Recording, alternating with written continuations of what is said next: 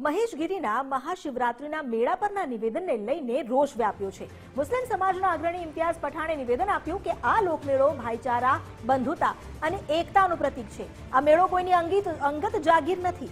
વર્ષોથી મેળામાં દુકાન લાગે તે મુસ્લિમોની જ છે। શું કાયદો વ્યવસ્થા જાળવે તેમાં મુસ્લિમો નથી? જૂનાગઢ કોઈ આણામાં લઈને આવ્યું નથી। અમે પણ સનાતન ધર્મનો આદર કરીએ છીએ। તમે તમારા વ્યક્તિગત પ્રશ્નો આમાં ન લાવો। તમને અધિકાર મળ્યો છે એ જ અમને મળ્યો છે, એટલે એક સંતના મોઢે શોભે એ પ્રકારના તમારા વાણી વર્તન હોવા જોઈએ, એ પ્રકારનું તમારું સ્ટેટમેન્ટ હોવું જોઈએ। મેળો છે એ સનાતન ધર્મનો છે, તો સનાતન ધર્મને આદરમાન સન્માન છે અમારું ભાઈ।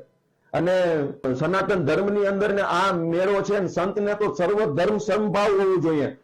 એની તો જે વાત હોય કે જે વાણી હોય એ સાંભળીને પણ કોઈ એવા લોકો છે કે જે ધર્મને નથી માનતા, એ લોકો પણ માનતા થઈ જાય। પણ તમે તો તમારા પોતાના એટલા બધા પ્રશ્નો છે કે જેનાથી લોકો વાકેફ છે, જેનાથી મીડિયા વાકેફ છે, જેનાથી તમે પોતે એટલા બધા ગૂંચવાયેલા છો કે તમે તમારું ફીકરું એ બીજી બાબતોમાં ફોડોમાં, તમે તમારો જે પ્રશ્ન છે, તમારા જે વિવાદો છે એની અંદર રહ્યો। અને રહી વાત બીજી, હિન્દુ અને મુસ્લિમ જુનાગઢની અંદર બહુ શાંતિ, સુખે અને સલામતી સાથે બહુ આરામથી વર્ષોથી જીવે છે।